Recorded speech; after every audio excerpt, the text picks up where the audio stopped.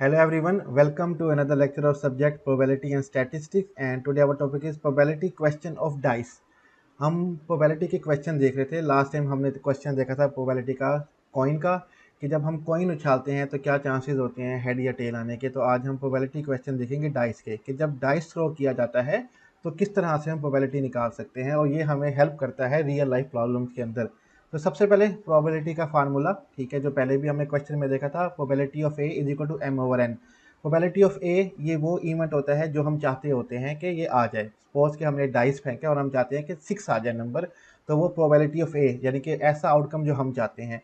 M over N, M जो हो जाएगा वो total number of favourable outcome, जो फेवरेबल आउटकम हम चाहते हैं ये वो हो जाएगा एम, और उसको divided by N total number of possible outcome. मिसाल के तौर पे एक डाइस फेंकते हैं तो हम चाहते हैं कि 6 आ जाए, तो ये हमारा फेवरेबल आउटकम है, ये 1 है, ठीक है। और टोटल नंबर ऑफ आउटकम कितने हो सकते हैं, 6 आ सकते हैं, 1 2 3 4 5 6। ये ऐसा भी कह सकते हैं कि हम डाइस फेंकते हैं और हम कहते हैं कि या तो 2 आ जाए या 4 आ जाए, ठीक है। तो दो हमारे नंबर ऑफ पॉसिबल आउटकम है, नंबर ऑफ फेवरेबल आउटकम है, तो वो 2 हो जाएगा और टोटल पॉसिबल आउटकम 6 है, तो 2/6 हो जाएगा। एम ओवर एन को is equal to N A over N S भी लिखते हैं, सेम एन ए हो जाएगा हमारा नंबर ऑफ फेवरेबल आउटकम और एन एस हो जाता है टोटल नंबर ऑफ आउटकम, क्योंकि एस कहते हैं सैंपल स्पेस को, हमने लास्ट क्वेश्चन में भी देखा था। तो ये फार्मूला हमने याद करना होता है, P A is equal to M over N या is equal to N over S. N over A या एम कहते हैं total number of favourable outcome को, एन या ओवर एन एस कहते हैं total number of possible outcome.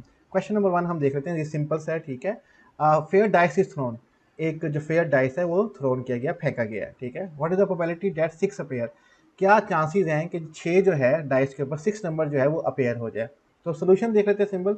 Number of possible outcomes, ठीक है, कितने आउटकम हमारे पास पॉसिबल हो सकते हैं, ठीक है। उसका फार्मूला हमने पहले भी देखा था कि जितने पॉसिबल आउटकम हो उसकी पावर ले लेते होते हैं। अब जब हमने कॉइन उछाला था, एक कॉइन के दो आउटकम होते हैं, हेड या tell.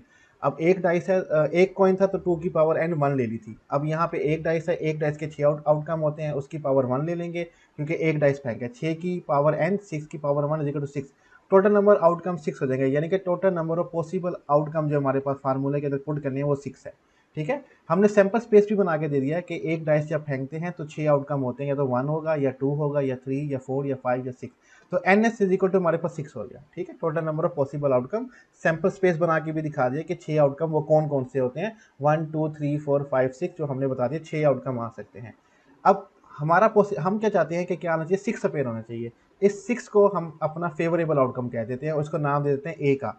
Late A be the event of getting 6, हम कह देते हैं कि ए वो इवेंट है कि हमें 6 मिल रहा है जो कि 1 है, यानी कि 6 आउटकम में से हमें एक नतीजा चाहिए कि 6 आना चाहिए। ए इज इक्वल टू 1, तो N A is equal to 1 हो जाएगा। फार्मूला लगा देंगे, P A is equal to N A over N S is equal to 1/6 is equal to 0.16 probability है कि हमारे पास हम डाइस फेंगे तो 6 आ जाए। अगर इसको मल्टीप्लाई बाय 100 कर देंगे तो परसेंटेज में आंसर आ जाएगा। 16% चांसेस हैं कि हम डाइस फेंकेंगे तो हमारे पास 6 आ जाएगा, या एक आ जाएगा या दो आ जाएगा, क्योंकि हर एक के चांसेस 1/6 ही होंगे, ठीक है। तो ये सिंपल एक डाइस फेंकने का क्वेश्चन था और इसको इस तरह से निकाला जाता है। दूसरा क्वेश्चन देख लेते हैं, जरा कॉम्प्लिकेटेड है। If 2 dice are thrown which is the probability of getting, तो क्या आप अगर हम 2 डाइस इकट्ठे फेंक दें, ठीक है, ये अलग अलग करके फेंक दें, सपोज करें इकट्ठे फेंक दें या अलग अलग करके फेंक दें, तो क्या प्रोबेबिलिटी है ऑफ गेटिंग डबल 6 कि दोनों डाइसिस 6 के 6 ही हैं, ठीक है। दूसरा उसने पूछा क्या प्रोबेबिलिटी है कि सम ऑफ 8 और मोर, यहाँ पे गलती से सन लिख दिया, सम होना चाहिए, सम ऑफ 8, ये दोनों डाइसिस जब फेंकें उनका जमा 8 बने या 8 से ज़्यादा बने, ठीक है। क्या चांसेस है, पहला कि प्रोबेबिलिटी जो है वो हमारे पास 6 की होनी चाहिए, और क्या प्रोबेबिलिटी है कि दो डाइसिस जब फेंकें उनका जो दोनों को जमा करें, सपोज के 4 + 4 8 हो जाता है, 3 + 5 8 हो जाता है, 8 हो या उससे ज़्यादा हो। तो सोल्यूशन देख लेंगे। सबसे पहले नंबर ऑफ पॉसिबल आउटकम, एक डाइस के 6 आउटकम होते हैं, हमने यहाँ दो डाइसिस फेंके, 6 की पावर एन 2, यानी कि दो डाइसिस हैं, एन 2 हो जाएगा, तो 6 की पावर 2 ले लेंगे। Number of possible outcome in throwing 2 डाइसिस, 6 की पावर 2, एक डाइस के 6 आउटकम होते हैं, 6 दो डाइसिस हैं, 2 इज इक्वल टू 36 आउटकम आ जाएंगे, यानी कि हमारे पास total number of possible outcome जो है वो 36 होंगे। सैंपल स्पेस हमने करके दिखा दिया है, ठीक है, सैंपल स्पेस बना दिया, टोटल पॉसिबल आउटकम जितने बनते हैं उनको शो किया गया यहाँ पे। हो सकता है कि दोनों डाइस फेंके तो 1 1 आ जाए, पॉसिबल है। दोनों डाइस फेंके 1 2 आ जाए, पॉसिबल है। दोनों डाइस फेंके एक 1 आए एक 3 आ जाए, एक 1 आए एक 4 आ जाए, एक 1 आ जाए एक 5 आ जाए, या एक 1 आ जाए और एक 6 आ जाए। ये 6 पॉसिबल हमारे पास नतीजे आ सकते हैं। यह हो सकता है कि जब एक डाइस 2 आए और एक डाइस 1 आ जाए, यह हो सकता है दोनों डाइस ही 2 2 आ जाए। इसी तरह 2 3 2 4 2 5 2 6, एक डाइस में 2 हो दूसरे डाइस में 6 आ जाए।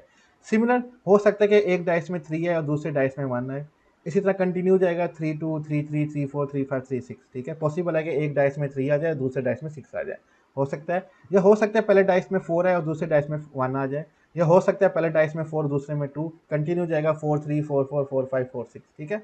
इसी तरह फिर 5 हो सकता है कि पहले डाइस में 5 है और दूसरे डाइस में 1 है, यह हो सकता है 5 2 है, इसी तरह कंटिन्यू सीरीज आएगी और फिर 6 की सीरीज आ जाएगी। हो सकता है कि पहला डाइस 6 हो दूसरा 1 हो सकता है 6 2 हो, 6 3 हो, 6 4 हो और 6 5 या 6 6 हो। तो ये सैंपल स्पेस हमने 36 जो आउटकम हमने बताए थे वो 36 के 36 यहाँ पे बन जाते हैं। इसको हम नाम देते हैं N S is equal to 36। ये हमारे पास total number of possible outcome आ गए। अब हमें क्या चाहिए, हमें क्या चाहिए कि एक इवेंट ऐसा चाहिए कि जिसमें डबल 6 आ रहे हो, या ऐसा इवेंट चाहिए जिनका जमा 8 या 8 से ज़्यादा हो। तो हम यहाँ पे देखेंगे, एक इवेंट को नाम दे देंगे ए का और दूसरे इवेंट को नाम दे देंगे बी का। Let A be the event of getting double 6। हम कह देते हैं कि ए एक ऐसा इवेंट है कि उसमें डबल 6 हमें चाहिए। तो हम सैंपल स्पेस में देखेंगे कितने ऐसे इवेंट है जिसमें डबल 6 आ रहा है।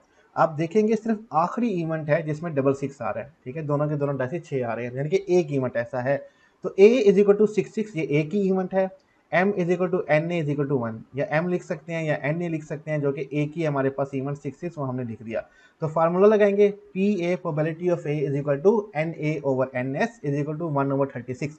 एन एस 36 है, एन ए 1 है, 1/36 कर देंगे। जो आंसर निकलेगा वो हमारी प्रोबेबिलिटी निकलेगी। अगर उसको मल्टीप्लाई कर देंगे 100 से तो हमारे पास परसेंटेज में आंसर आ जाएगा। Simple is that.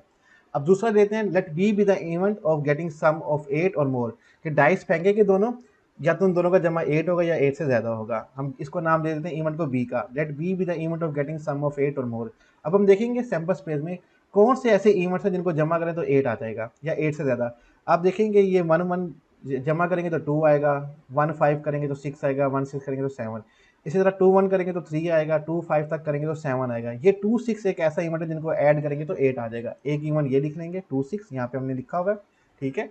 इसी तरह 3 5 जमा करेंगे तो 8 आ जाएगा, लिख दिया है। और 3 6 ऐड करेंगे तो 9 आ जाएगा। हमें 8 या 8 से ज़्यादा जमा चाहिए तो हम 6 9 3 6 भी लिख देंगे, जिनका जमा 9 बनता है, यहाँ पे लिख दिया।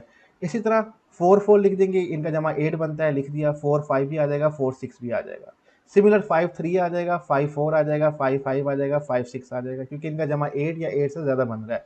सिमिलर 6 2 6 3 6 4 6 5 6 6। टोटल ये जो हमारे पास इवेंट हैं जिनका जमा 8 या 8 से ज़्यादा होता है वो 15 है, 15 है। हम इनको काउंट कर सकते हैं 1 2 3 4 5 6 7 8 9 10 11 12 13 14 15। तो हम इसको नाम देंगे m is equal to N B is equal to 15, क्योंकि ये इवेंट बी है तो इसको हम एन ए की जगह एन बी लिखेंगे। ये 15 हो गया। अब हम फार्मूला लगा देंगे, probability of event B is equal to N B over N S. N S हमारे पास 36 है, फेवरेबल आउटकम हमारे पास 15 है।